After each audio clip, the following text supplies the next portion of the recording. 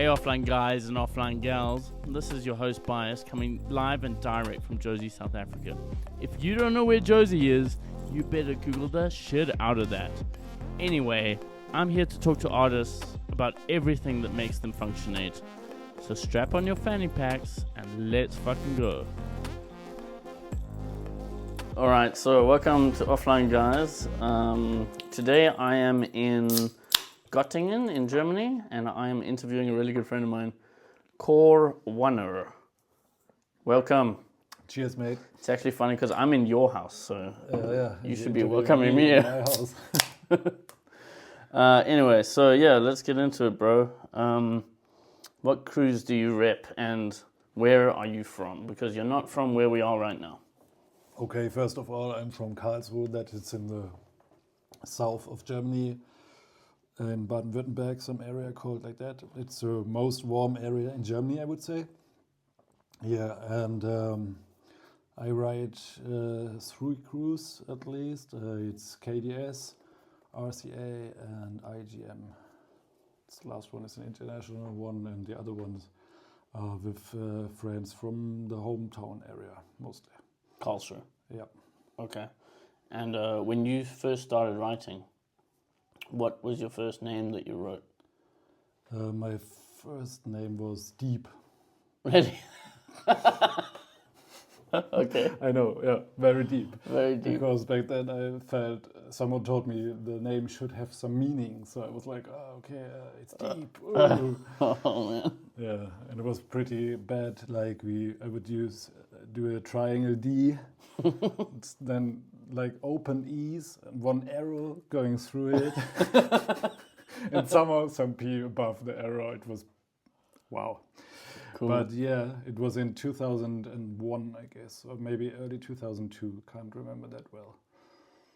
And did you have a bombing name back then as well? No, I didn't know that there was some difference. Like I had one name basically in the beginning. You also said you had Kid. I had, yeah, I used to write Kid for 3 walls in 2007 or something. Yeah, I'm not sure that counts. Pretty short period of time, but yeah, I had a few names, but mainly I write Core 1 since 1st of January 2005.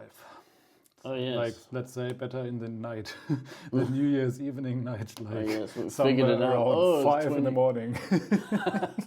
Already. Yeah, that's how it happened. With 5 in the morning, you discovered your name. Yeah, it's also a funny story because it was kind of given, right? And I hate this perfect because some colleague back then of us heads in the crowd, he was like tagging hardcore all the time, and he wanted to do a hardcore bombing. He started to sketch the hard, and then he was fucked up with the C, and so it was like, hey yo, can you do this? To the core part. To the core part. And I was like, oh, well, if you say so. So I was doing the core part, and suddenly It was good. everyone was like, yeah, that looks super dope. And looked like a Cope 2, like a Cantu C in the beginning, in my opinion, nowadays. But I was like, oh, well, I don't know. And they were like, no, it's really good. You should write it. And that's how I started writing that name until today. And I never liked the Z in the beginning, like to have a closed shape in the beginning, you know. I mean, you could have a K. Of course I could. But C is better. I don't know, somehow I was on that path. And there were several people in my hometown back then who had a K in the beginning. So I wanted to be different than them. So don't you think that the name Core suits your style a lot? Because to me, your style has evolved over time, yes, but it's also these days more like animatronic. It's almost like technological, and the core, it's like the real like technological basis, you know. I got the point, but then it's some lucky. It's by coincidence, yeah. Mistake or something, because what means mistake? Lucky accident. Yeah. Small happy lucky accident. The thing is, I never had a deeper meaning to this, but. Somehow you're right. It can be seen in this way that it fits now to the stadium of style where I'm right now. But right now, I think it has all the time to evolve. But I think we come to the topic change, later. Right? Or, yeah, sure. So getting back into it, like what was the scene like in Karlsruhe when you were growing up, and how did you get into graffiti initially? Like, tell me a bit more of your sort of life story development of getting into graffiti. Like, did you see it on the train, or did you hang out with friends from school, or? Oh, actually, I see a lot of graph back then on the trains, but I wasn't that often train traveling as a kid, but sometimes. Then I saw some. I was also seeing wild styles in the early 90s in my like primary school time, because some guys from the scene were pretty active in the early 90s, like 93, and they were in my suburb, kind of like, you know, and but this was just like, it's interesting because I started drawing in the age of 2 and graffiti in the age of 16 or 17, something like that. And I saw all the time graph, but it was only one time that it like was getting my interest in some way, and I was like, okay, they have white stars. How to paint white stars with a pencil? So that was a big task when I was a kid. Found out later that colors can cover other colors, but it really came into my consciousness when some friend of mine who's recently not into graph anymore came to me and said, hey, let's do some tag names, let's do some graph outside. I was like, what? And he was like, yeah, do that. You can draw pretty well, so let's do graph. I was like, okay. And this was around 2001, I guess. And at that time, there was no scene at all in Karlsruhe because, and I also didn't knew that fact at that time because I had no contacts to anyone. Because there was a big raid in my hometown going. Like the whole scene was crushed in some way. Police raid. Yeah, police raid. And there are rumors that it was some like inside guy, like someone in the graph scene was a snitch. But I never found out who that could be. And it's not that important for that story. It's just more like there was no one. There was no one painting. So. Yeah, and one, like I think after 2 or 3 years, I realized there are legal Hall of Fames.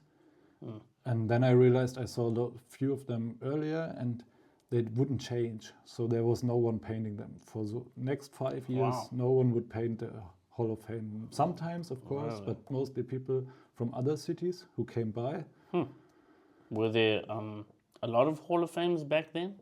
Yeah, already there were around 15 or 20. Not as many as now, though. Now it's 28 and it has 300,000 inhabitants, so it's pretty... It's a lot.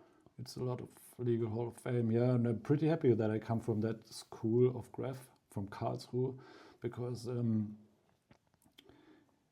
that stuff which was still at the Hall of Fames was way too good to go over it, right? And the later, again, developing graph scene would start with kind of the same level again. Like it was always like, should be as clean as possible. Like for example, prime the wall in a correct way. That was always super important. I call it Karlsruhe school nowadays because it turns out that in most cities there is now like, the scene is often very splitted and people don't know shit. And back then there was like, no matter where the people were coming from and what they were painting, but they knew kind of, we have to do our best. Okay. And it was a really crazy moment when I first, in 2005, I think. Like when you felt you were good enough to go over the old stuff. Yeah. That's kind of crazy. And it was crossed enough as well. Like, there was a lot of crossing going. And I think it's also the time period where the old schoolers from Germany say that it changed a lot with the internet. That's why I think there was a lot of crossing coming and so on. That's why. So that's quite interesting. And when you were doing this, when you started and did your first haul kind of properly, did you have like a bunch of other friends that were doing it at the same time, or were you doing it by yourself? Or was it like massive big production stuff? Or your concept of massive big production? No, we used to go to basketball places or something like that at night. If there were some in the former American suburb of Karlsruhe. It was like after the Second World War. It was a big part there was under control of French army and of the U.S. army. And in the U.S. army part, they abandoned. Fuck that. Always have problems. Always struggle with that word. That area in 1990, I guess, or 91. So it was, for the very first time since the war, it was a new suburb of the city suddenly. People would move there, companies would own the houses, blah, blah, blah. And there was as well a lot of graff in the youth house where I often went to. I may shit. It's fine. Okay. And that also influenced like then the early graff stuff, which is this the like the base that's near the Black Forest? The one in the south near? No. It was very. It's the north side of Karlsruhe. Okay. Nowadays, it's there was a former big airport. It dates way longer back in time. Like it was a German Nazi airport. Before there was from the emperor some training center for African troops, because it was that hot in summer in that part of Germany that it was kind of the same like sending people to Africa. So that's why they trained the Prussian. I don't know how that prisoners. No, like bad English skill. It's okay. Preußisch blue, like. Doesn't matter. Yeah. Don't worry. But so, and then it was army area, right? And there were a lot of like barracks. A lot of people lived and worked there. It was like part of the US. It had its own like border, own supermarket, own bus line. You wouldn't be permitted to go there as a civilian German one. Only if you worked there back then. Yeah. So that was also a big influence living at that time, because I moved pretty often in my life in the city. So it was also good to be there, to train there at night, kind of. And in 2000, painting? Yeah. Oh, were you only painting there at night? In the beginning, yeah, I had no idea about like legal graff. And yeah, it took a while from that until we did our really like first production pieces. And back then I was all the time with Smexer. That was the partner in crime, yeah. Smexer. Yeah, and in 2007, my real brother Dizoe would attend the group, and then soon Keon, which was the beginning of the formation of my first crew, RCA. Ah, I see. Yes. I mean, I spoke to, obviously when I spoke to Fuse and Mose about Keon, everyone talks about Keon in Karlsruhe, and I have obviously seen so many pieces, and his stuff was incredible. His stuff was incredible, yeah. Way ahead. He was somehow brought into the group by my bro. Back then, that was crazy to me. I had suddenly a total other impression of my own bro, because he would hang out with such people, which were because I'm the older brother, and those guys were even way older than me and more like they had way more experience, and they were, because Dizoe was painting good, fast, yeah, and they were up to paint with him. This was really like crazy at that time. He would join the crew after a few weeks, and from that time, I think for long I thought it would be like history in Karlsruhe, but it seems to be like, I think everything can be forgotten pretty fast. So yeah, so then what happened? Like, did you paint a lot in Karlsruhe, got really well known in a way? I'd say you're still pretty well known because people still know you, of you. I think in like from 2007, let's say 18, we painted constantly all Hall of Fames in our city, I would say. And there are other crews which were more up than us before, but I think we had the biggest amount of like paintings. And like bombing and piecing? At that time, I was not into bombing, but some guys of my crew were. And they also attended other crews, but in total, yes. But then it's more like split up in different crews. But it's kind of the same circle of people. And then shortly after this, you left Karlsruhe. Yeah, that's why I think things slowed down there a little bit. Yeah. I lived for 6 years, not anymore in this country, in this city. And would you say living in a different city helped, changed your style to a degree? Oh yeah, I think a lot. Like your development and style? Yeah, I came here and it's a pretty small scene. There's not many like Hall of Fames. Back at that time there was 2, now 1 official, legal. So I think I painted there 6 times in 6 weeks when I moved here. Whoa. And then, all the other paintings were gone. And at that point I realized, oh, okay, there is not that competition. Because I expected a lot of competition from my hometown. I've been for long in the graph scene where it was always pushed by your friends as well as by the others, the other guys. And but in Göttingen wasn't like that. And somehow at that point I was disappointed. I was like, oh, fuck, I'm way too small city right now. There's no like big scene and everything. And I felt a little alone, and then I was super free in the next moment because I realized, hey, I can do whatever I want.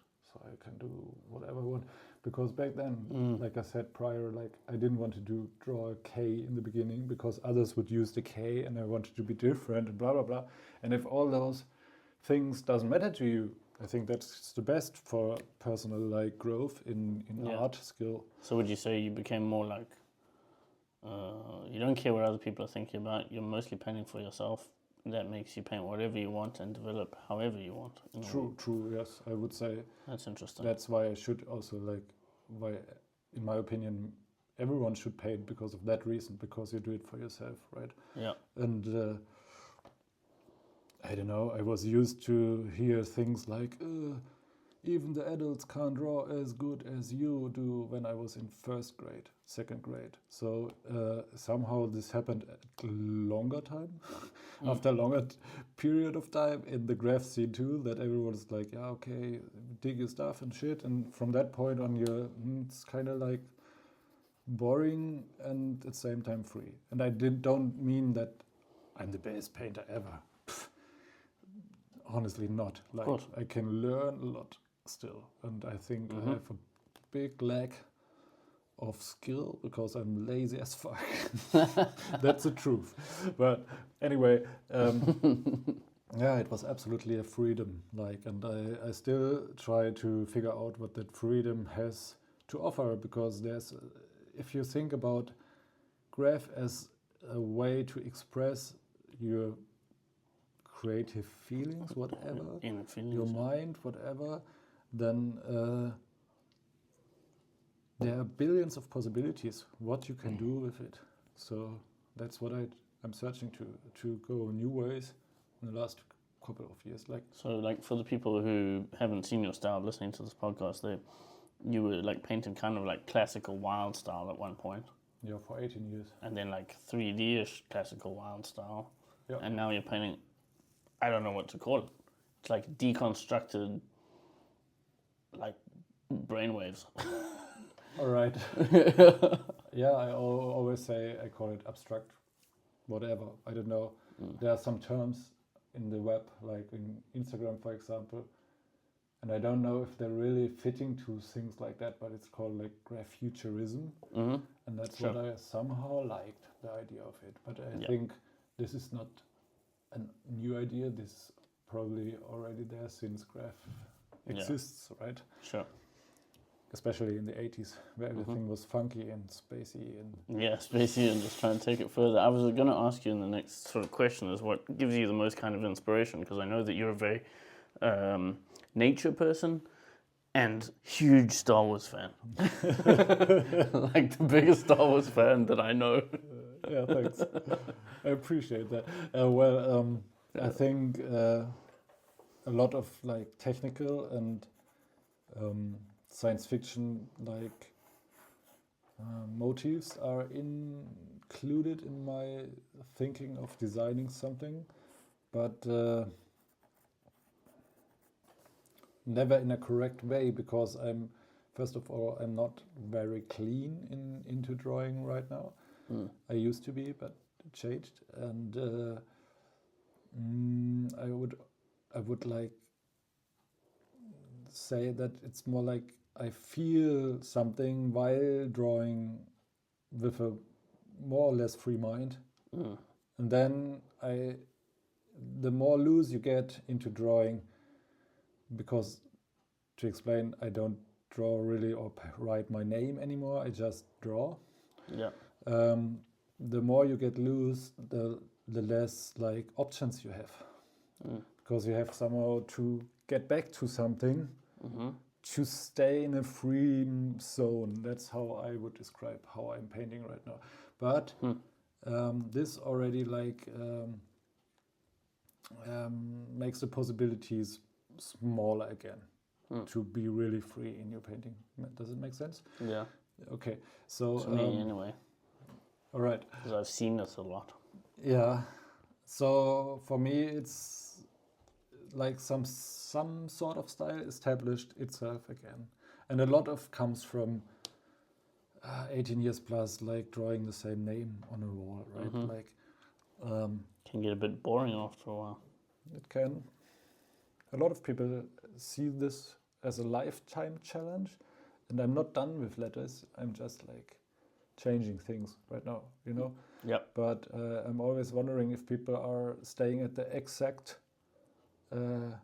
like name or something, this exact same proportions, letters, and do it for billions of years. That's very impressive to me, but I would be bored. So Yeah. that's why I changed. I think around 2019, I changed that style writing into, whatever. It's Star Wars called futurism. Star Wars futurism. Star Wars So futurism. there should be less Star Wars in Star Wars futurism. I don't know. It's something futuristic, definitely. That's nice.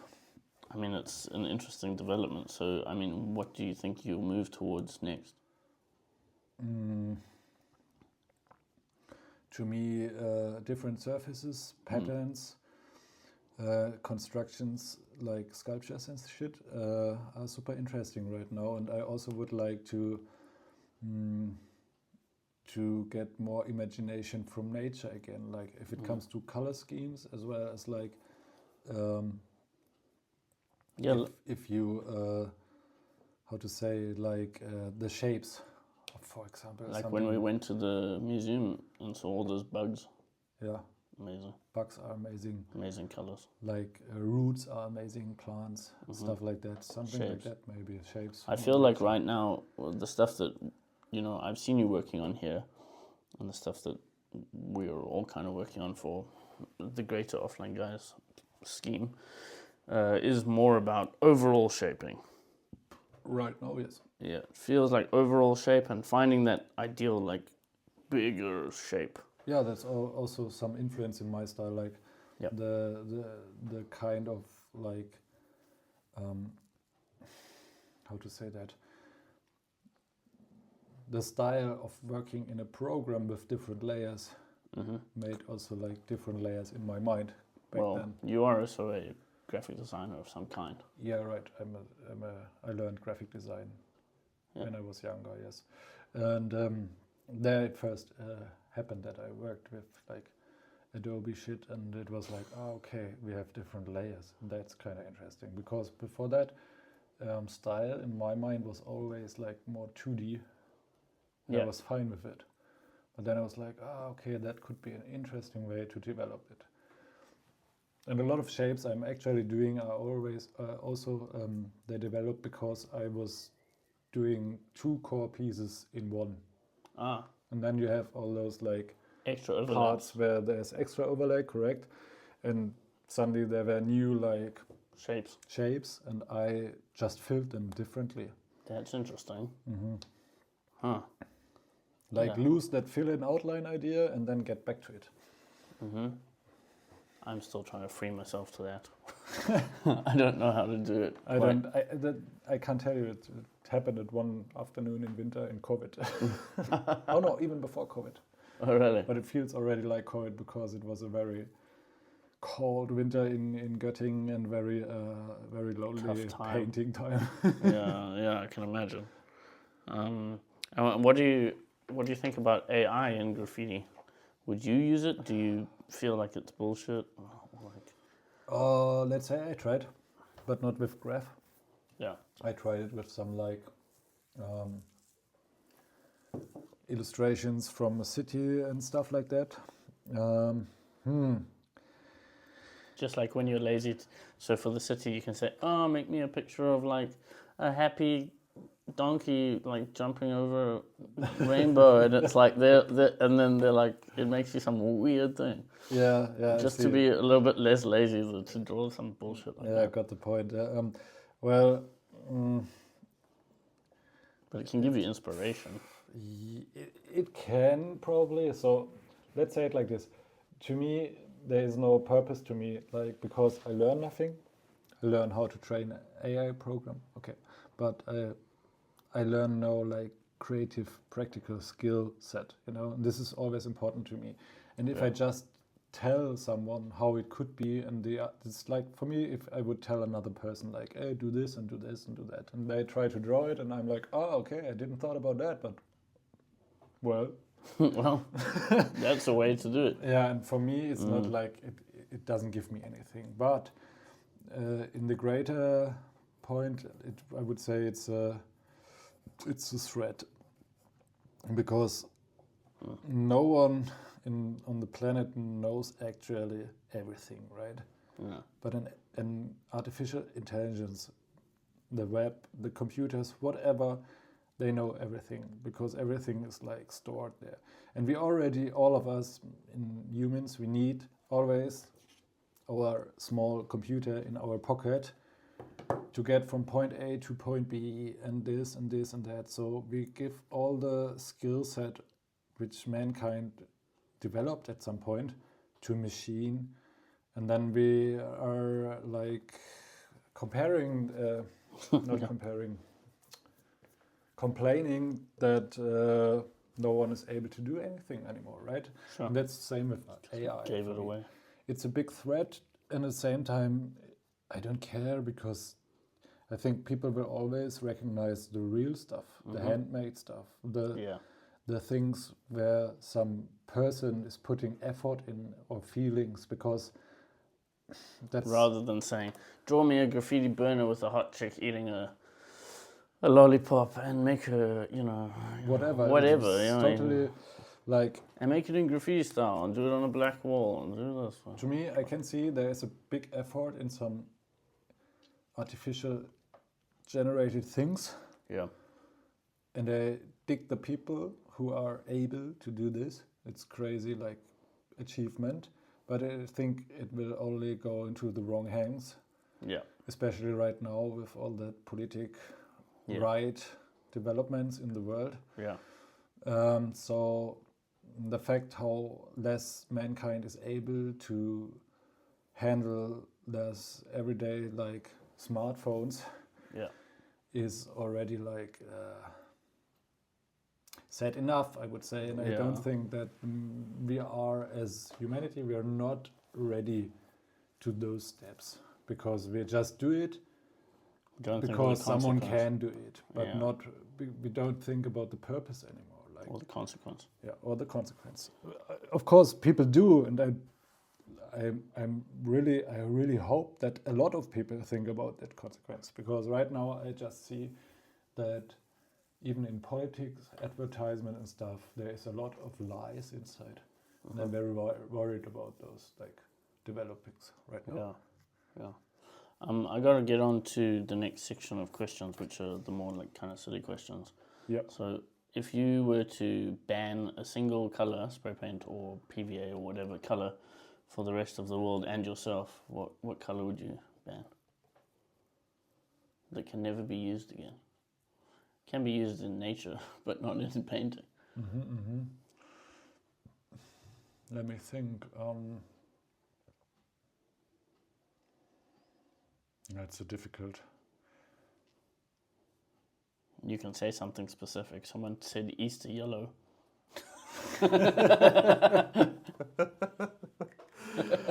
That I would ban probably gold or something I don't paint that often with. Like I have only maybe I did 4 gold pieces in my life. Copper, maybe. Copper is way more interesting to me. So Really? yeah. That's interesting. Don't know. Yeah, let's say gold because I use it. I think it's a really small amount of gold, which I use so far. Okay. And what's your favorite surface to paint on? All surfaces. All surfaces. Yeah. Is that skin included? Yes, because you said all surfaces. Yeah, but I have no big experience in this so far. Let's say it like that. Okay. But I mean, like, really, like, I don't care. I think for me it's always important that it's something new. I'm up to new things. Let's say it like that. Well, I haven't.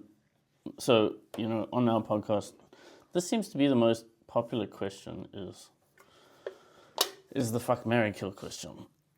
And I came up with some for you here while we were talking, and I think you're going to like these ones. Okay. So it's not killed by, okay, it's kill. For most, you thought it was killed by. It's not killed by. Maybe that's sometimes the problem with the question, that people don't want to kill anything. Yeah, maybe I should say it's killed by. Do you want it to be killed by for this one? No, thanks. I don't think it would be good. Okay, these are yours. George Lucas,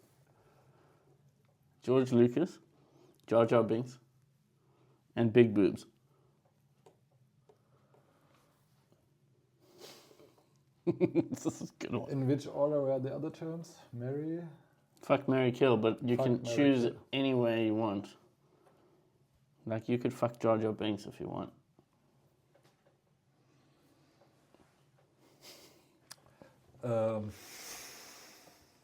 Okay, wait.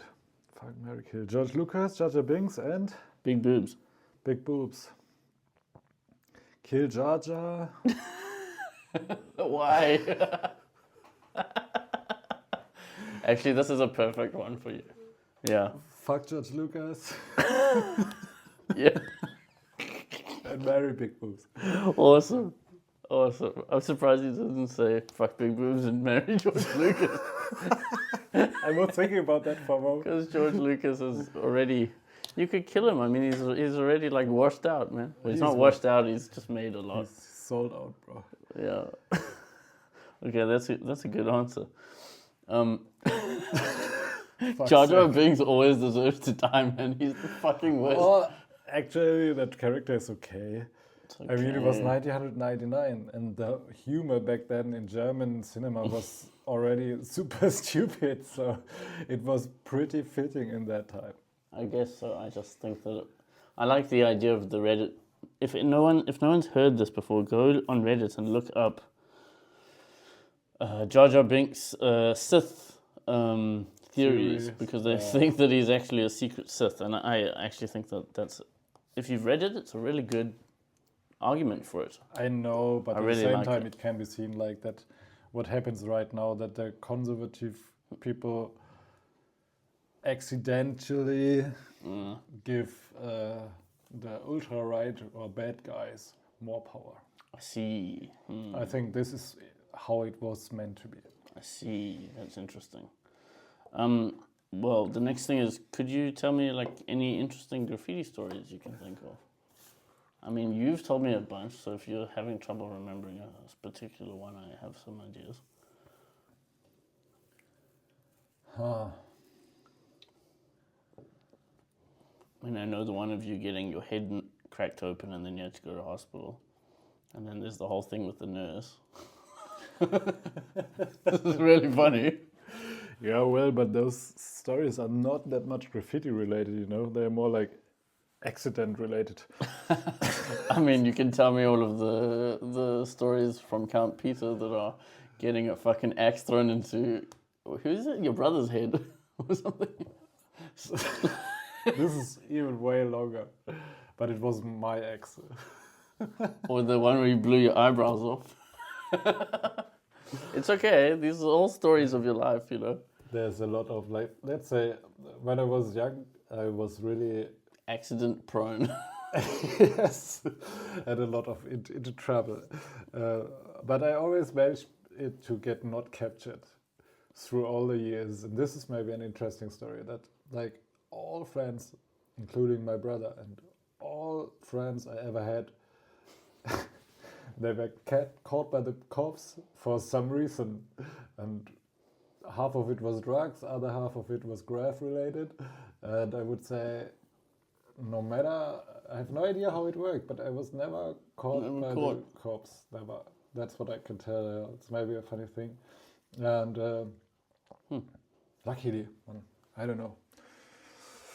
Like a lot of guys I know, they had to pay a shitload of money because of graph and shit, and this is really like, tough. Yeah. So in terms of graph stories, you've had a few things happen to you. Yeah, well, okay. I was caught. I was not very correct when I went out bombing for the very first time. Oh no. With a bunch of 3 guys. None of them is painting nowadays anymore. And we would wear ski masks.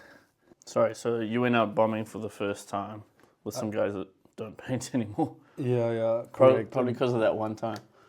No, some of them, one of them at least stayed longer, like few years, 8 years.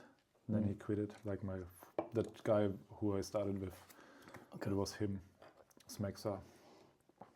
Cool guy, we still have some contact from time to time, but he has a totally different lifestyle than me. Like proper job, house, kids, family, you know, that things. Okay. Yeah, so we would wear ski masks in our very first bombing night, bro. Why though? Why? Why? Were you walking the streets wearing the masks? No. Yes. Well, let's say age 15 and so on, we were really hard guys, all of us, right? Mm-hmm. And even if we were like our parents, they raised us in a peace way. Mm-hmm. We were super into military and shooting game, like ego shooter games and shit. Yeah. And a lot of PC and PlayStation 1 gaming back then. And we would ride our bikes with gotcha guns. You know those? With plastic... BB gun. Yeah. Okay, all right. In German, it's gotcha. We destroyed a lot. We started drinking, age 16. We started burning things. We were very in a vandalized way of life. So that's why I think the graph was very well fitting to it. Like the graph in the first years was mainly tagging and destroying things. So we would be caught while painting very first style. Like I think it was a deep. Yeah, it was a deep I painted a deep and a skull with a crown on it. Cool. Suddenly, I watched on the right side. Oh my guys, gun in the dark. I was like, huh? What happened now? It's gone. Then I looked on the left side. Big, tall guy, 40 plus years, standing next to me. I was like, fuck, no way to run. Oh, fuck. He would stand like that. I couldn't go away from that. And he was like, hey, listen, whoever you are, I don't care. However you look like, I don't care. I just have to say one thing. I'm a painting master at work, right? So he's a house painter. Okay. Basically. And I dig graph a lot, but it looks like a dog pissed on that wall. Then it's go practice somewhere else, man. Come when you are good in it, not now. And have a nice evening. Really? And then he disappeared. I was totally shocked. I was 16 or 17 years. I was like, wow, okay. So. And your friend just ran away? I ran over the sports park in the dark. Or I walked in the ski mask? It was still ski mask. Top secret, you know. the criminals. And well, yeah, I met the other guys and they were like, oh, okay, we thought you were fucked, you were busted. I was like, yeah, I was, but the guy had just had some advice and went away. And that was it, right? But in the mean years, like, I think graffiti brought me to a lot of places I haven't been without graffiti.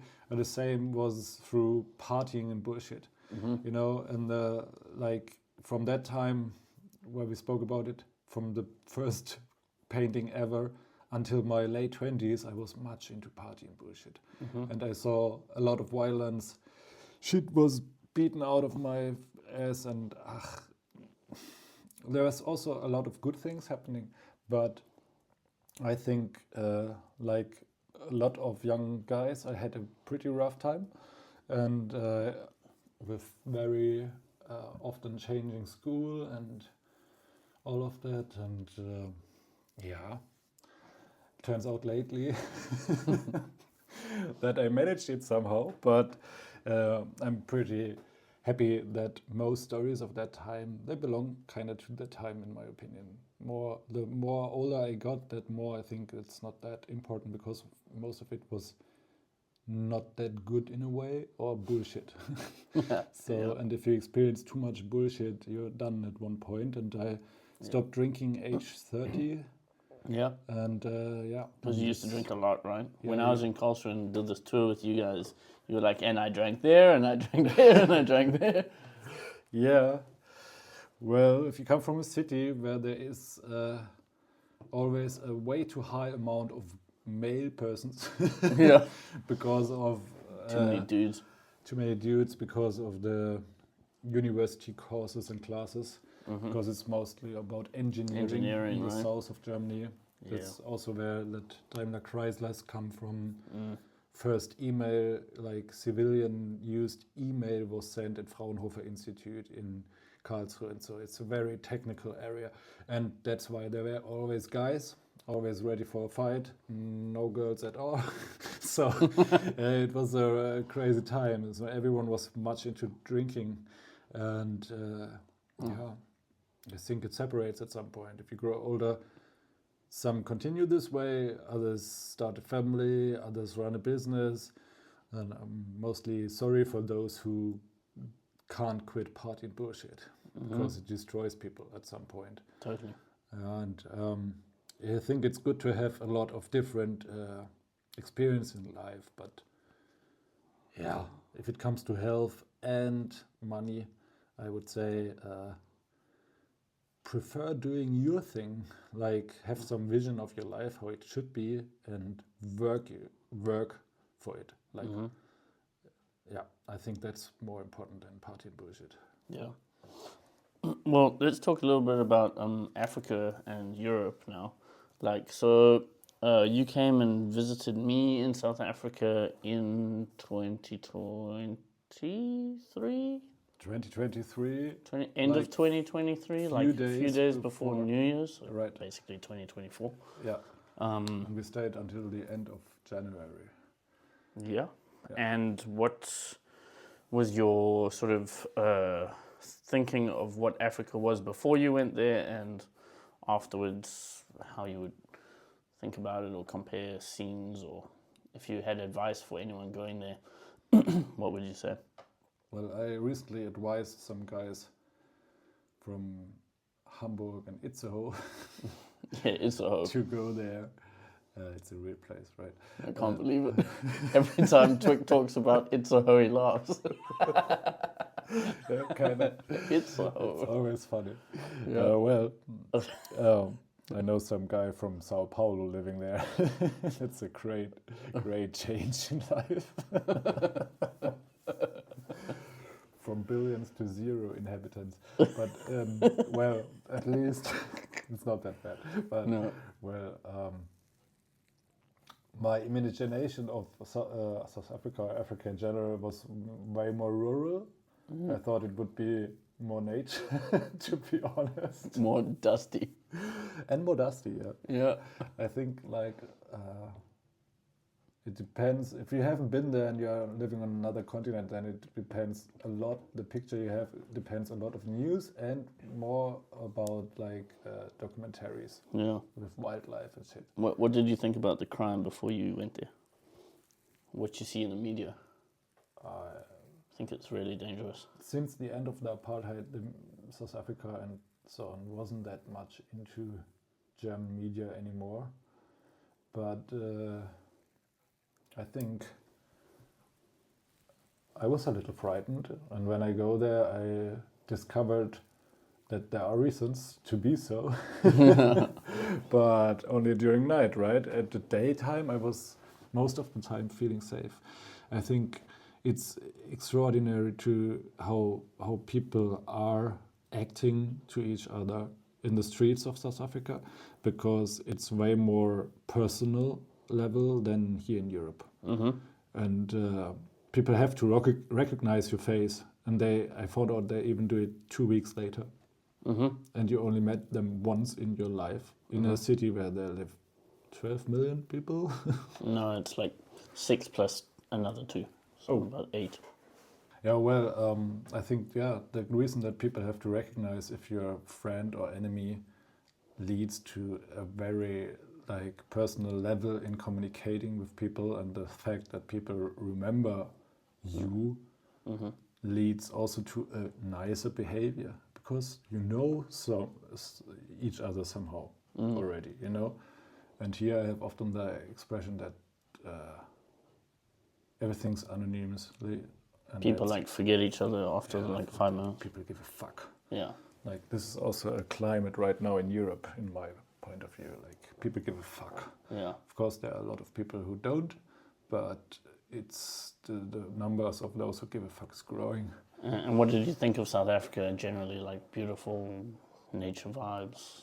I mean, we went to the Kruger Park, so that's obviously like. We went to the Kruger Park, and this is way more than I could expect. It was like remarkable, bro. Like really, really, really one of the craziest experiences in my lifetime. And I traveled a lot already, but mostly in Europe and the States. So this was really, really like a new feeling, a new side of you, and everything was new there. And we saw that much wildlife that I'm really happy that there's still some existing on planet Earth.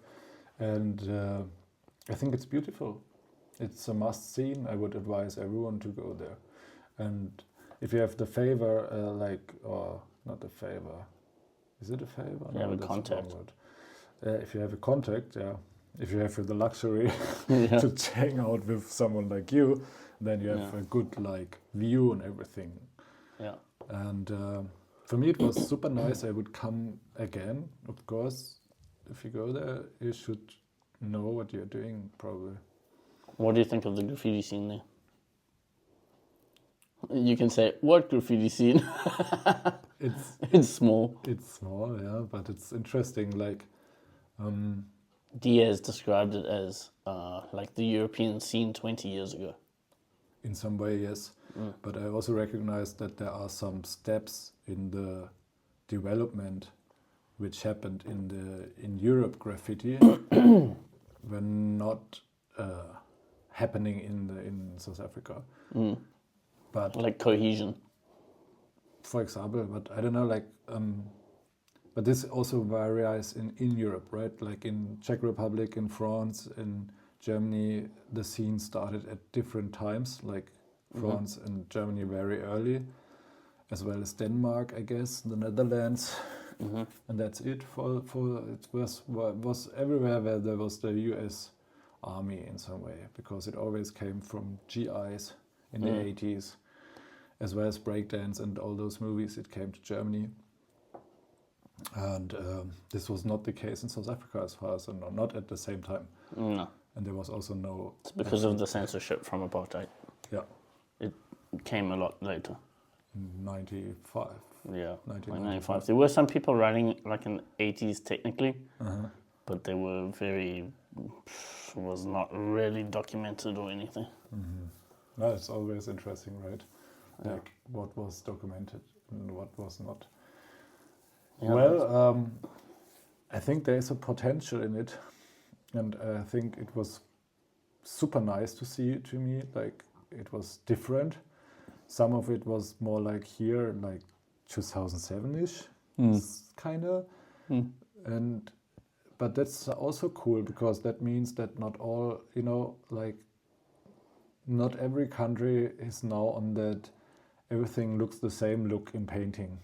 Because this is what bores me the most. Like if it's like too much influenced by the media like Instagram and shit, then I like more like a raw kind of painting, like, and doing more their own things. Yeah. I mean, I've spoken to people on this podcast a lot about regional style, and it's really interesting to me because I view South African style as quite a sharp type of style. Yeah, I can agree, and also a lot of New York influence. Yeah, for sure. There's quite a lot of that, especially in some of the more old school guys. They're still painting old school 80s train vibes. And I like that, and this is a lot of the influence in Europe is from there as well. Yeah. And it's interesting how things develop in further directions or in the same directions. Well, it's interesting because in Europe, I feel like the style has gone quite far away from New York style. Meanwhile, okay, interesting. I mean, there's a lot, but there's like a lot of people trying to make it not the same, like experimenting a lot. Okay, that's interesting to me because I would see it the other way around probably. Really? All right. I think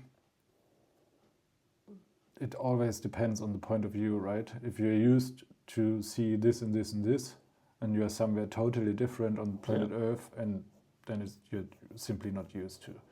And then I think everyone has a totally different opinion on the same things like most other people.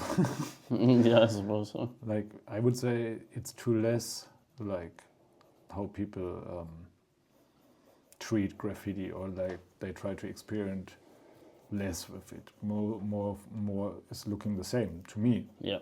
But if it's totally different to you, totally different. I don't know. Somewhere probably the truth is somewhere between. In between. Yeah. My last question is a question from Toys. This one is from Snook in Johannesburg. And his question is, when you go bombing, what kind of underwear do you wear? What's the best kind of underwear to wear? Do you wear tight underwear so you can be all good, like you can have children later in life? Or do you wear loose underwear so you can run better?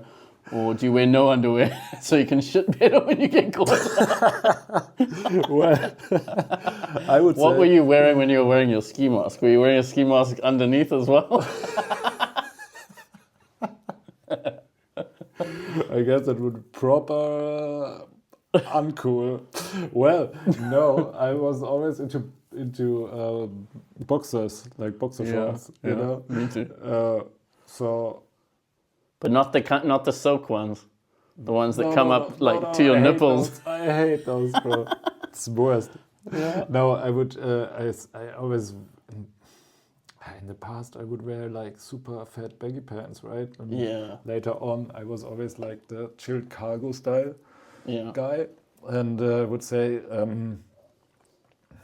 depends, bro. Like, for example, if it's here winter, it's sometimes minus 10 degrees or something. Yes. Then you have to... That's a good point. ...to take more clothes on your body, and I hate this because the more layers of clothes, the harder to move, right? I've noticed this while painting, while being here in winter, is that I have to take my jackets off to do certain lines because I just can't move properly. Yeah, true story. You feel the same with underwear? Yeah. If it's cold, you should wear long underwear, probably. I'm wearing like 3 pairs of underwear right now. So yeah, I get that. Right now. Right now, inside for this interview, I'm wearing 3 pairs of underwear. Now imagine when I go painting. All right, well, anyway, that brings us pretty much to the end. So I want to ask you if you have any shout-outs for anyone. Oh, yeah. I have shout outs to all the offline guys like Track, Dizoe, Sigma, you guys, like Context. Diaz. Yeah. All the offline guys, because you are part of offline guys, so it's... I'm part of offline guys, yeah, and I'm very proud to be so. Yeah. From the beginning. You experience offline guys firsthand. Also the Count. Count Peter is also a very important person to give a shout out. And I would say like greetings to my KDS guys, to the RCA family, to the whole IGM crew out there, as well as to the South African guys, like Riot, Drake, Mars, and the youngsters. And it was super nice, and that's the best about Graph, like to have the opinion to go on to a lot of places in the world and to find correct people who have the same like passion like you have, like, because painting is like a universal thing, and and don't care about where you're from and blah blah blah. It's just about how you act and get a good time with new people, and this is what I love a lot about Graph. It's always and will ever been a social thing as well as a passion thing to me. And to all the people who know me, shout outs to my mom. Awesome. Well, thanks for coming on the show, man. Yeah. Thanks for being part of Offline Guys. Thanks for interviewing me, and thanks for making this happen. Offline Guys wasn't by choice. We just saw some shit. We saw some shit, bro. With my bare hands. I could kill you right now. So everyone stays safe. Peace. Peace. If you enjoyed this episode, it really helps us grow if you like, comment, share, and subscribe on the platforms that you listen on. So check us out on the next one. Keep painting, and we'll see you on the streets.